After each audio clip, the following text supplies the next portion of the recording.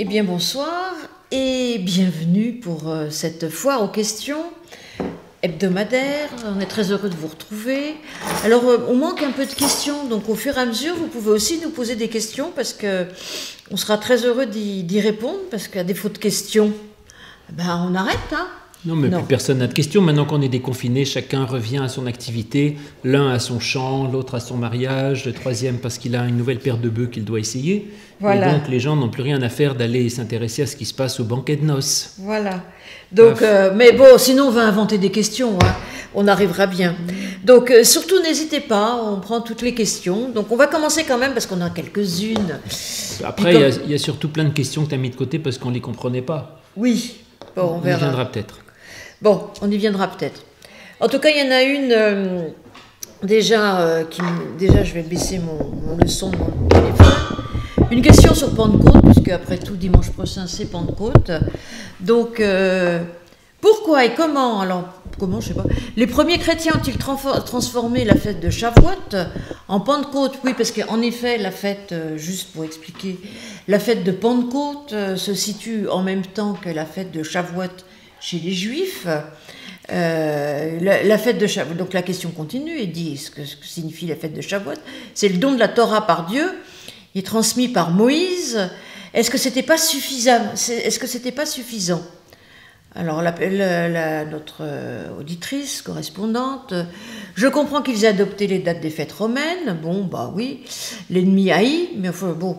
Mais ils étaient tous juifs, comme au départ Jésus. Ne serait-ce pas que quelques siècles plus tard que serait apparu le Saint-Esprit? Quelques siècles plus tard que quoi? Que Jésus? Que Jésus. Ah bah non, le Saint-Esprit, de toute façon, Jésus, il Jésus, apporte... il en parle, hein. Oui, puis même dès qu'il ressuscite, il leur donne le Saint-Esprit. Donc le Saint-Esprit, c'est le don même du Christ. Oui.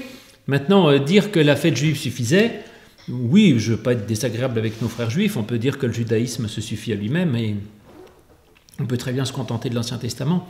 Cela dit, le christianisme est une réinterprétation de l'Ancien, oui. Une réinterprétation du judaïsme, donc ne sort pas du judaïsme, mais le repense et le réinterprète.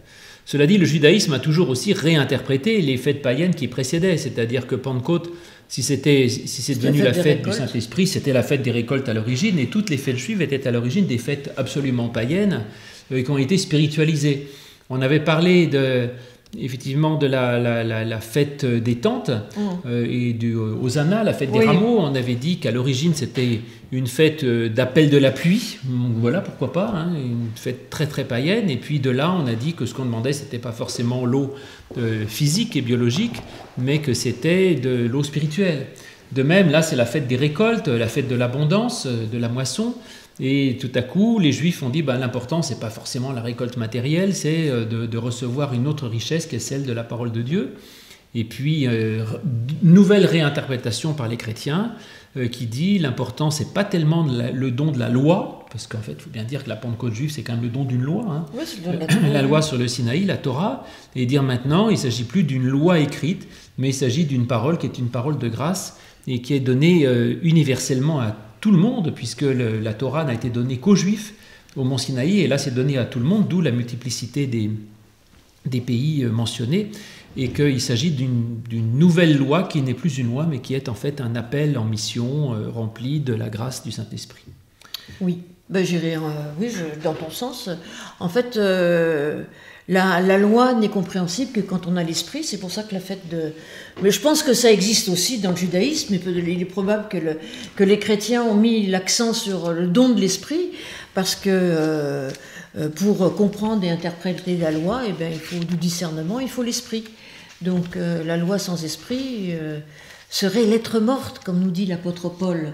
Donc ce don de l'esprit est absolument essentiel.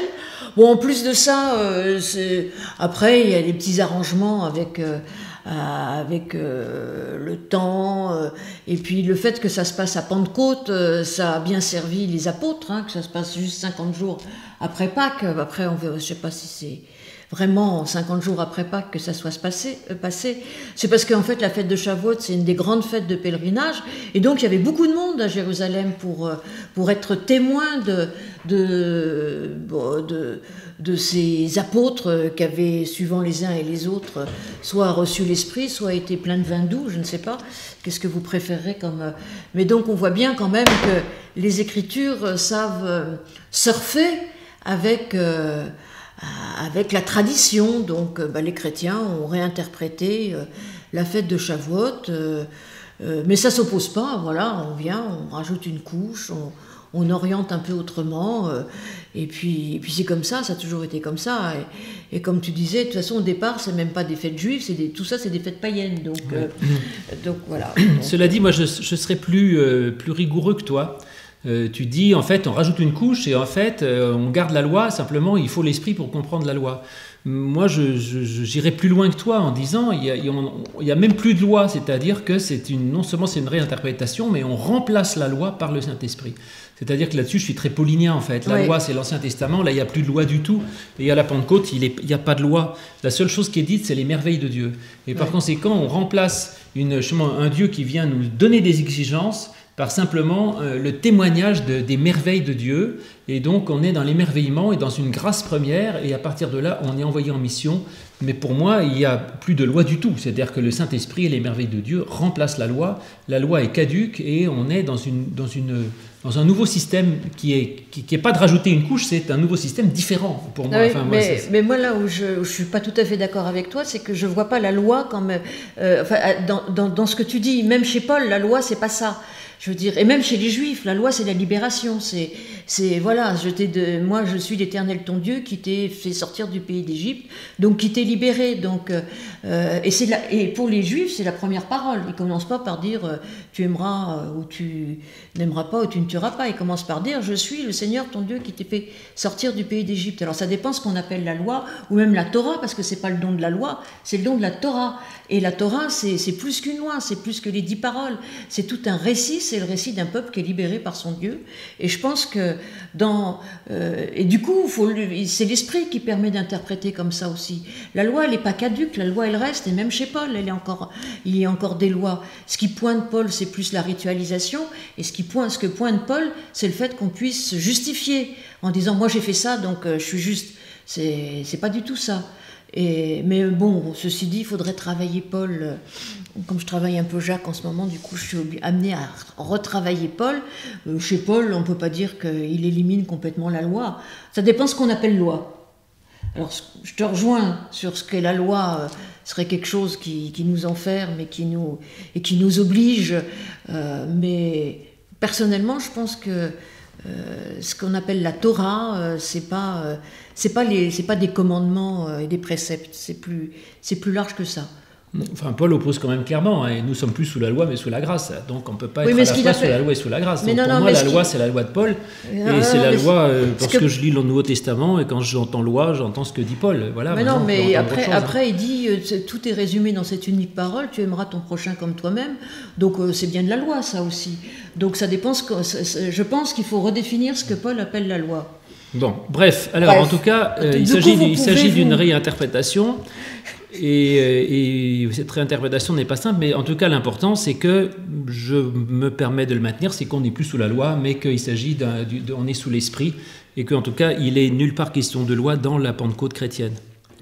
Moi je pense que si. Je vois pas où. Montre-moi où. Non, mais bon, tu vois pas où, mais je veux dire, ça s'est passé à Shavuot. Pour moi, à mon avis. Nous entendons chacun parler dans notre langue matérielle des merveilles de Dieu. Voilà. Bon. Et tout c'était hors de même. Aujourd'hui, plus personne parle en langue, donc.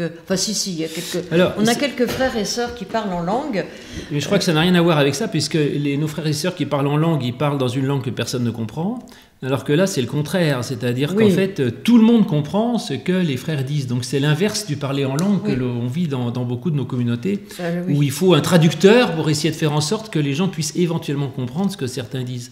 Donc c'est plutôt l'inverse. Là, les apôtres parlent d'une langue, et en fait, tout le monde comprend dans sa propre langue, une sorte de traduction simultanée, finalement, qui n'a pour simple sens, je dirais, que l'universalité du message. Ça, je pense que c'est assez simple, c'est-à-dire que le message de la grâce et du don de l'esprit est universel et peut se dire dans toutes les langues. ce qui est une affirmation qui ne va pas de soi d'ailleurs. Non. Bon, alors après une autre question sur toujours l'esprit, bon, on en a déjà pas mal parlé, mais on peut y revenir, hein, sur le chapitre 3 de l'évangile de Jean, où Jésus parle de nouvelle naissance. Alors certains chrétiens appellent cette expérience le baptême de l'Esprit Saint. Et en fait, la personne ne serait pas tout à fait d'accord avec cette vision, puisque Jésus dit qu'il faut naître d'esprit et d'eau pour voir le royaume. Donc, est-ce que le baptême d'eau se justifie encore ? Est-ce que c'est le sacrement d'une nouvelle naissance ? Voilà. Donc, ça fait beaucoup de questions. Oui, mais en même temps, je crois que il y a quelque chose de faux dans la question elle-même qui consiste à mettre ensemble des textes qui parlent de quelque chose d'il y a 2000 ans, oui, et des rites qui sont ceux du 21e siècle. Et je crois que quand Jésus parle du baptême d'eau, par exemple, il ne parle absolument pas de ce que nous faisons nous au temple quand on baptise un bébé avec un peu d'eau sur la tête. Ça n'a rien à voir. Enfin, ça a à voir parce qu'il s'agit de la grâce et de la parole de Dieu, mais c'est absolument pas le même geste. Et de même, quand Jésus dit qu'il faut être baptisé du Saint-Esprit, je ne crois pas que ce qu'il signifie, c'est l'expérience spirituelle du baptême qu'on appelle baptême du Saint-Esprit, qui est vécu dans certaines communautés charismatiques. Je crois qu'il s'agit de tout à fait autre chose, et que les réalités dont parle Jésus sont des réalités assez générales qui concernent l'ensemble de la vie du croyant, et qu'elles ont été formalisées dans des rites et dans des moments particuliers aujourd'hui qui limitent l'interprétation. Mais donc, et en tout cas dans l'évangile de Jean, il faut sortir de là, et en particulier savoir que le mot baptisé en français n'existe pas, enfin c'est pas un mot français, et baptisein c'est un mot grec qui veut dire plonger. En Grèce, la femme de ménage qui fait la vaisselle, elle plonge les assiettes sales dans l'évier, elle les baptise, hein, c'est pas quelque chose de très rituel, donc plonger dans quelque chose. Et donc l'erreur c'est sans doute de traduire là plonger par baptiser, parce qu'on a l'impression qu'il y a un rite, et donc il faut être baptisé de l'eau, oh là là. Et en fait ce qu'il dit c'est qu'il faut être plongé dans l'eau et plongé dans le Saint-Esprit. Alors plonger dans l'eau, on peut le comprendre qu'à partir du baptême de Jean le Baptiste, qui plongeait les gens dans l'eau en signe de pardon, c'est-à-dire que les gens reconnaissaient leurs fautes et ils les plongeaient dans le Jourdain comme s'ils ressortaient lavés de leurs fautes et comme s'ils ressortaient tout propres. Donc ça c'est la première chose que dit Jésus, c'est qu'avant même de faire quoi que ce soit, il faut déjà s'être reconnu pécheur et avoir accepté la grâce de Dieu et se reconnaître pécheur et pardonné. Ça c'est la base essentielle, sans ça on ne peut pas avancer. Soit on va rester bloqué sur son péché en disant je suis incapable, je suis mauvais, je ne vaux rien, j'arriverai jamais à rien. Soit on reste trop dans le pardonner et à ce moment-là tout est permis, il n'y a plus aucune question. Il faut absolument être conscient de son péché et accepter le pardon, sinon on ne peut pas avancer. Quand on a ça, après il faut être plongé dans le Saint-Esprit, et plonger dans le Saint-Esprit, c'est-à-dire plonger dans cette puissance vivifiante de Dieu qui donne la vie et qui nous met en avant, qui nous fait avancer, qui nous transmet quelque chose de nouveau dans notre existence.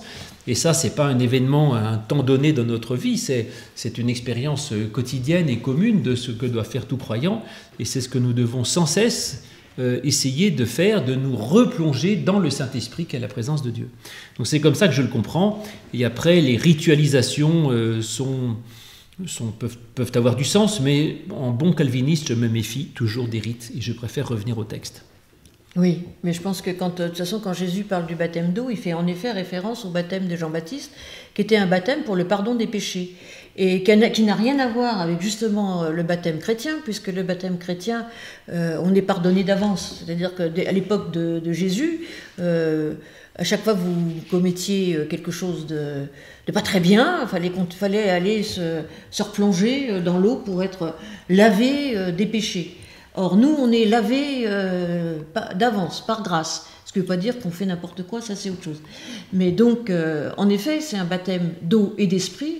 En fait, on a gardé l'image de l'eau, mais il n'est pas question de se noyer maintenant. Je veux dire, l'eau, c'est une grâce que Dieu nous donne, et cette eau, il nous la donne par grâce et de manière suffisante, ni trop peu.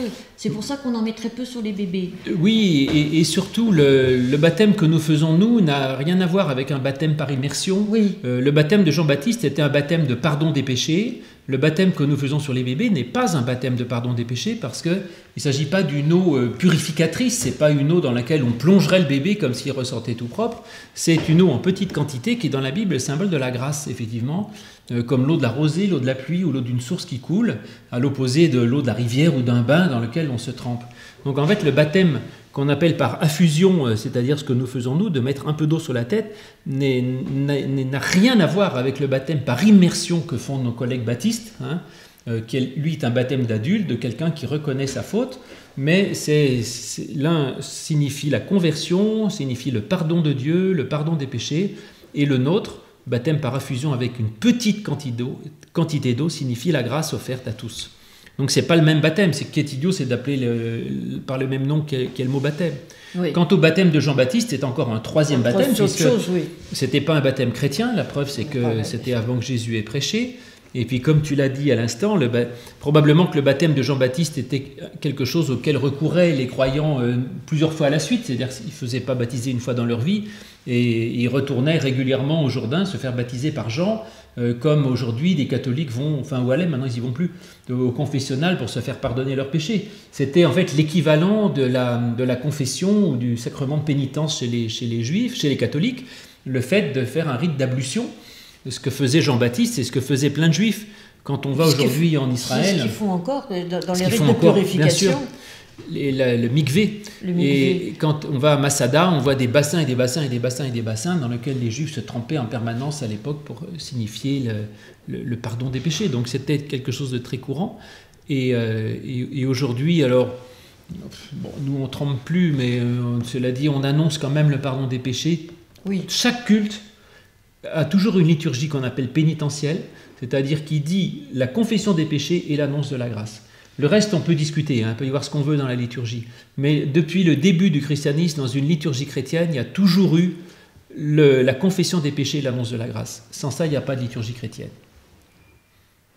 Oui. Voilà, il y avait une petite question. Quel est l'équivalent de l'Église protestante unie aux États-Unis? Donc, c'est l'Église presbytérienne, Presbyterian Church. Il y a la réponse d'ailleurs dans le fil des questions. Donc voilà, les Églises presbytériennes sont ce qui se rapproche le plus de l'Église protestante unie aux États-Unis, avec évidemment la déclinaison états-unienne qui est assez différente de ce qu'on vit en France. Donc, voilà. C'est compliqué les États-Unis parce oui. que c'est un supermarché de la religion. Oui. Il y a 50 000 sortes d'églises. C'est vraiment impossible de s'y retrouver. Je ne sais pas s'il y a des églises aussi bien que la nôtre en Amérique. C'est-à-dire, il y a des églises soit très évangéliques, alors vraiment, voilà, qui même... dans certains cas, sont créationnistes ou autres. Enfin, il y a des choses effrayantes. Mais même dans le monde évangélique, il y a des gens qui sont très proches de nous, en plus. Alors, donc c'est très... ensuite, il y a des églises classiques, effectivement, presbytériennes ou Reformed Church, etc., qui sont très poussiéreuses et très ennuyeuses, où vraiment, c'est pas drôle du tout. Et puis, alors, il y a les églises dites libérales. Alors là, c'est très, très, très, très libéral, rationaliste, etc., et très desséché. Et tous les paroissiens que j'ai eu là-bas sont allés voir dans toutes les églises et m'ont dit qu'ils n'en avaient trouvé aucune qui soit aussi bien que nous, c'est-à-dire à la fois très libérale et très croyante. Tu vois ce que je veux dire? C'est-à-dire à la fois très évangélique et libérale. Parce qu'en fait, en tout cas, aussi bien toi que moi, je crois que nous sommes, d'une certaine façon, des évangéliques libéraux. Oui. Mais il y a des après, il faut trouver... Après, il y a une culture qui fait que quand on est français et qu'on va aux États-Unis, on a peut-être du mal à trouver culturellement une église qui nous corresponde. C'est ça. Bon, il y a quelques pasteurs sympathiques quand même aux États-Unis. Moi, j'aime beaucoup Nadia Bolz-Weber, qui n'a plus de paroisse, si j'ai bien compris, mais qui a fait un gros travail en relançant chez les luthériens... elle a remonté une paroisse qui était complètement morte, donc voilà. Et puis je pense que, comme tu dis, c'est un supermarché de la foi, c'est-à-dire que tout le monde y va, au temple, à la mosquée ou à la synagogue. Donc du coup, il y en a des très très différentes. Et moi, je suis allée à un culte dans une église presbytérienne à New York, et j'avais l'impression d'être pas du tout dans une église protestante unie. Donc voilà. Mais d'un autre côté, on va aux États-Unis pour se dépayser, allons au culte pour nous dépayser aussi. Donc voilà. Et puis vous reviendrez chez nous après retrouver la bonne parole. Ouais, sinon vous suivez par Internet, puisque maintenant nous sommes internationaux. Voilà. Tous nos cultes sont sur Internet, donc on peut les suivre sur Facebook, sur YouTube et tout ça. Et donc, il n'y a pas de problème. Bon, est-ce qu'il y a... Donc voilà, donc sinon, une question sur la kénose. Alors, l'amour procède la kénose. Pensez-vous que l'amour procède de la kénose, l'humilité dans la relation, la Trinité, in fine, l'incarnation? D'abord, il faudrait que tu nous expliques un peu ce que c'est que la kénose. Je ne suis pas sûre que tous ceux qui nous écoutent sachent ce qu'est la kénose. Ouais. D'ailleurs, c'est assez flou pour moi aussi, mais donc je suis avide de t'entendre. Oui. Alors, c'est un hymne qui se trouve, effectivement, c'est dans Éphésiens, non? C'est Philippiens 2, je ne sais plus où c'est. Oui. Je crois, l'hymne de la kénose, c'est un hymne célèbre. Effectivement, c'est Philippiens 2, c'est ça. Et ayez en vous les pensées qu'était en Jésus-Christ, lui dont la condition était celle de Dieu, qui n'a pas estimé comme une proie arrachée d'être l'égal de Dieu, mais qui s'est anéanti lui-même en prenant la condition d'esclave. Et ce anéanti lui-même, en grec, c'est ekenosen afton, il s'est vidé de lui-même, et ça a donné le mot technique en théologie de kénose, qui est Jésus qui se vide de sa substance divine pour prendre le rôle de serviteur. Et ainsi, on dit Dieu l'a souverainement élevé parce que Jésus a eu l'humilité de se vider de sa substance divine. Alors ça a généré des milliers et des milliers de pages de réflexion que je balayerai en 1 minute d'une façon très simple parce que tous les questionnements compliqués là-dessus viennent d'une sorte d'assimilation de Jésus à Dieu, et certains ont dit que Dieu n'était vraiment Dieu que s'il se vidait de sa propre divinité. Alors là, on tombe dans le paradoxe complet, mais ça a été en particulier très à la mode dans les années 68, quand les chrétiens gauchistes ont commencé à lire Hegel plutôt que saint Thomas d'Aquin et la Bible, et ont considéré que l'absolu se vidait lui-même dans la catastrophe et que c'était merveilleux, que la révolution était le signe même de l'accomplissement de l'absolu, enfin c'était n'importe quoi. Et donc cette idée que Dieu n'est vraiment Dieu que quand il se réduit à rien, quand il se vide de lui-même. J'ai beaucoup de doutes là-dessus. Enfin, non, j'ai pas de doute, j'ai plutôt aucun doute que je ne crois pas que ce soit une bonne théologie. Dieu ne se vide pas de sa substance ni de sa nature. Le Christ lui-même a peut-être renoncé à un statut qui aurait pu être le sien. Il a accepté de se faire serviteur alors qu'il était roi des rois. Ça, j'ai aucun problème là-dessus. Mais je ne vais pas chercher plus loin. Et en tout cas, personnellement, je n'attribue pas le mot kénose à Dieu lui-même. D'ailleurs, le texte de Philippiens 2 ne dit jamais que Dieu se vide de quoi que ce soit. Dieu, il est Dieu et il élève souverainement le Christ. C'est pas lui qui se vide, c'est le Christ. Et donc, je ne suis pas très partant pour appliquer cette idée de catastrophe et d'évidement à Dieu lui-même. Surtout que moi, je trouve assez intéressant cette notion d'humilité, mais faut faire attention parce que l'humilité de Dieu, je pense qu'on a aussi besoin, enfin personnellement, puis je pense parce que si Dieu ce n'est que l'humilité, Dieu qui pleure avec nous et tout, bah très vite on va s'apercevoir qu'il sert pas à grand chose. Je cherche pas à avoir un Dieu spécialement utilitaire, mais je veux dire.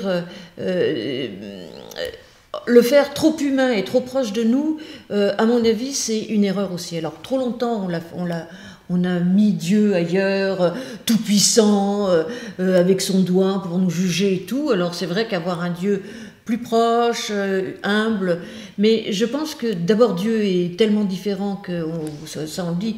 J'ai du mal à parler de lui, à dire sur lui, et qui peut être à la fois les deux, mais le mettre uniquement dans la case kénose, où Dieu pleure avec nous, ou Dieu faible, ou Dieu humain, ça serait à mon avis aussi une erreur, une faute théologique, dirons-nous.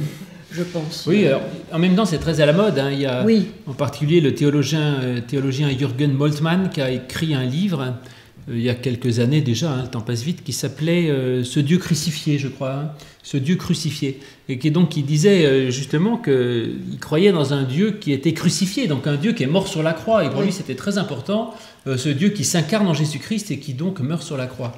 C'est la théologie de la mort de Dieu. Je ne suis pas sûr. Non. Je crois que la théologie de la mort de Dieu, c'est autre chose, c'est une sorte de post-christianisme en fait, en disant qu'on peut se passer de Dieu en tant que concept. Là, c'est plutôt l'idée d'un Dieu souffrant et d'un Dieu qui justement se réduit un peu, enfin, souffre avec nous et participe c'est un Dieu d'une incarnation absolue en fait. La mort de Dieu, c'est plutôt une désincarnation de Dieu qui disparaît, qui est volatilisée. Mais peut-être que les deux peuvent se rejoindre hein, d'une certaine façon. Si on fait descendre Dieu trop bas, à un moment donné, il finit par se dissoudre dans la vie quotidienne et on n'a plus de Dieu dans le ciel, ce qui revient peut-être au même. Et peut-être que la mort de Dieu qui a été d'ailleurs un petit peu, je dirais, montré du doigt comme un danger par Gabriel Vahagnan aux États-Unis. Peut-être que c'était plutôt, il pointait là une menace qui était ce à quoi arrivait le fait à la force de faire descendre Dieu par la kénose dans la création, on finit par ne plus avoir de Dieu du tout parce qu'on retombe dans un matérialisme ambiant et dans une quotidienneté d'où Dieu ne peut plus nous sauver. Alors en tout cas voilà, cette kénose effectivement et toute cette idée de mettre Dieu dans l'humain, personnellement je m'en méfie, maintenant chacun a sa propre théologie, mais certains sont très sensibles à l'idée d'un Dieu proche. Et j'avais déjà dit ici que je suis toujours embêté quand je suis face à des gens qui sont dans des grands deuils ou des grandes souffrances et qui disent « Que fait Dieu dans ma souffrance ?» Et je sais qu'une grande partie de mes contemporains sont touchés lorsqu'on leur dit Dieu, eh bien écoutez, je ne sais pas ce qu'il fait, mais il s'assied à côté de vous pour pleurer à vos côtés. Et il y a des gens que ça soulage d'entendre ça et qui se disent c'est merveilleux, j'ai un Dieu qui me comprend et qui pleure avec moi.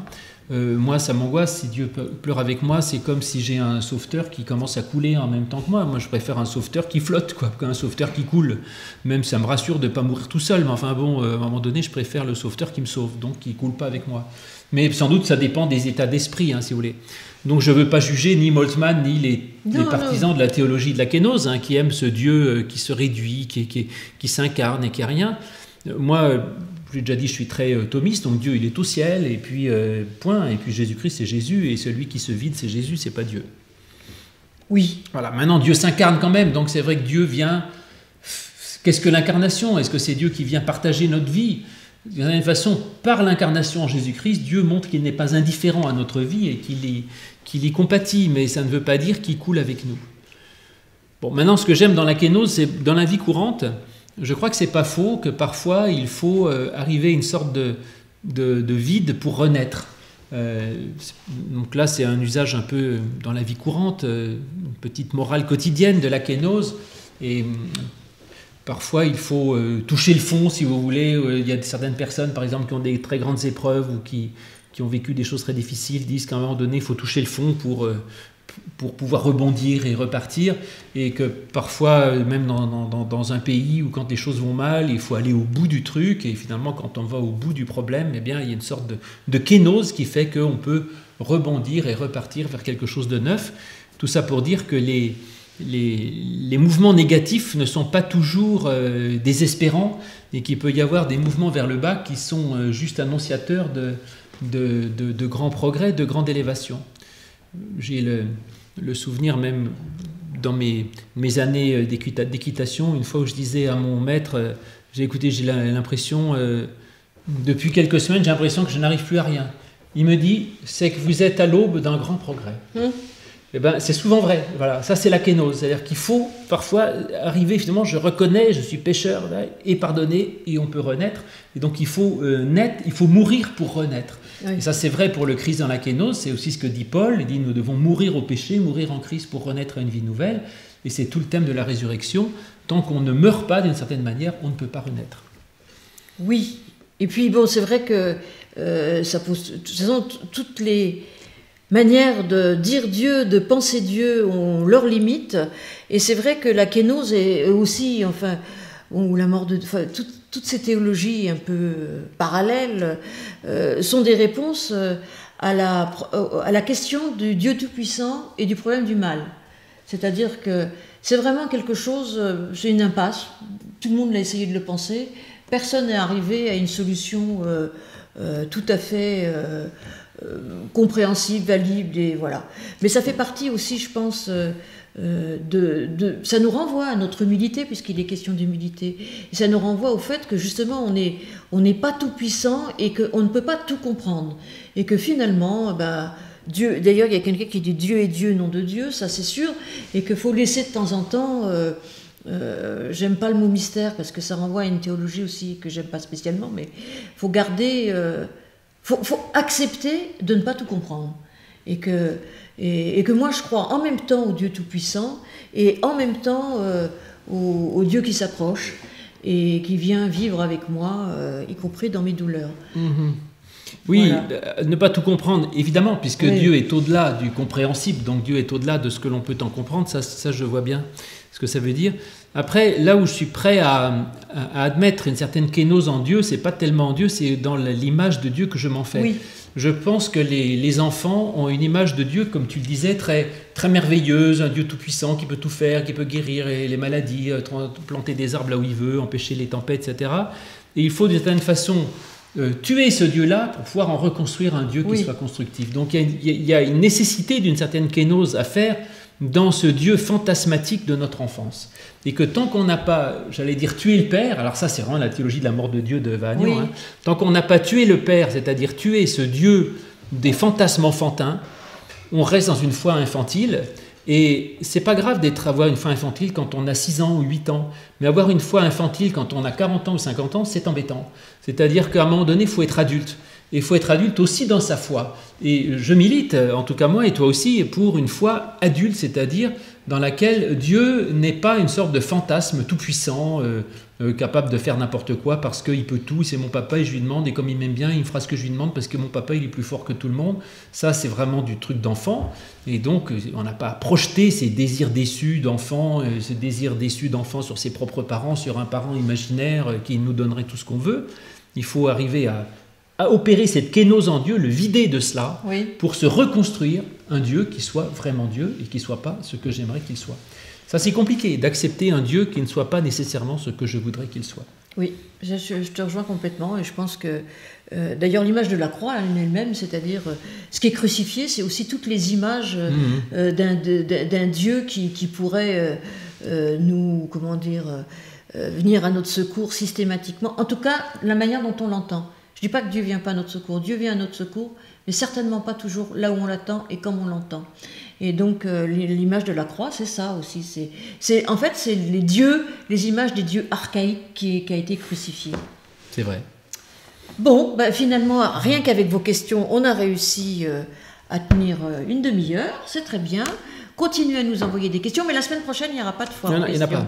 Parce que la semaine prochaine, nous vous proposons, à partir de mardi à 18h, et alors ça, on nous envoie des mails, on demande comment on fait. Vous faites comme d'habitude, vous allez sur Facebook ou sur YouTube après, si vous n'avez pas Facebook. Et vous nous retrouvez, et pendant une demi-heure, 3/4 d'heure, chaque soir, nous vous parlerons des paraboles scandaleuses. En général, on prendra chacun une parabole. Et donc, ça, c'est mardi, mercredi, jeudi, vendredi, et le samedi, questions. Voilà. Oui, alors cela dit, c'est interactif aussi, c'est-à-dire que pendant le live Facebook, si vous êtes en live, ce qui est peut-être votre cas parce que vous êtes là, si vous êtes là, eh bien, vous pourrez poser des questions. Donc, on peut interagir en cours de route pendant le live Facebook. Après, une fois que c'est mis sur YouTube, vous ne pouvez plus interagir, mais vous pourrez envoyer vos questions par mail ou en commentaire sur la vidéo YouTube. Et on pourra comme ça, à la séance d'après, le lendemain, traiter éventuellement les questions que vous nous auriez soumises la veille ou dans la journée. Oui. Et puis donc, tu as dit samedi à 18h. Questions. On fait les questions qui arriveront. On répondra aux questions qui seraient arrivées par mail et auxquelles on n'aurait pas pu répondre en cours de route. Sinon, je te poserai des questions sur ce que j'ai pas compris que tu as dit. Sur tu n'as pas compris ce que j'ai dit, ça c'est facile. Moi-même, je ne comprends pas toujours ce que je dis, donc ça c'est. Voilà, mais sinon, on vous retrouve demain et après-demain pour un soir une question. Demain, tu parles de quoi? Qu'est-ce que l'évangile? Tu le sais? Non, mais vous allez le savoir si vous m'écoutez demain. Et toi, tu parles de quoi? Ah oui, qu'est-ce que les noces de Cana. Oui, les noces de Cana, je m'en fiche un peu. Ce qui m'intéresse, c'est comment Jésus a-t-il fait pour changer l'eau en vin? Parce que moi, je suis un affreux rationaliste et je me demande comment est-ce qu'il a fait. Donc, je vous l'explique vendredi. Vous aurez des surprises. Et moi, je vous retrouve dimanche matin pour le culte de la Pentecôte. Le thème, c'est... La Pentecôte. Non, oui, pas vraiment. Oui, la Pentecôte, mais voilà, un souffle léger. Ouais, comme un souffle paisible. Comme un souffle fragile. Alors, le culte de Pentecôte, nous sommes à peu près libérés par la loi. Si vous pouvez le suivre en vidéo, c'est quand même beaucoup mieux, très honnêtement. Parce qu'on est limité en nombre de personnes, il faut gérer les flux, c'est assez compliqué. Donc, il faut laisser la place en priorité à ceux qui souffrent depuis 2 mois, qui n'ont pas Internet et tout ça, de ne pas pouvoir aller au culte. Et si vous pouvez l'écouter en vidéo, c'est quand même plus simple. Oui. Alors que les personnes seules ne prennent pas ça pour elles, parce que en fait c'est vrai que si vous êtes en famille ou à plusieurs, vous êtes ensemble et c'est bien d'écouter le culte ensemble à distance, et puis du coup laisser la place aux personnes qui n'ont pas Internet, enfin qui sont pas connectées, ou qui sont seules et qui ont envie quand même de revoir des visages familiers. À plus d'un mètre. À plus d'un mètre, voire 2 mètres, parce que notre souci, en fait, on serait très heureux de vous retrouver tous, mais on est limité à peu près à 70-80. Donc après, au bout d'un moment, quand toutes les places sont prises, on sera obligé de vous demander de rester dehors. Ce qui n'est pas du tout sympathique et ce qu'on n'a pas du tout envie de faire. Voilà. Donc... on se revoit bientôt quand même, Dieu voulant. Dieu voulant. Et le virus nous le laissant faire. Voilà. Allez, à au bientôt. revoir.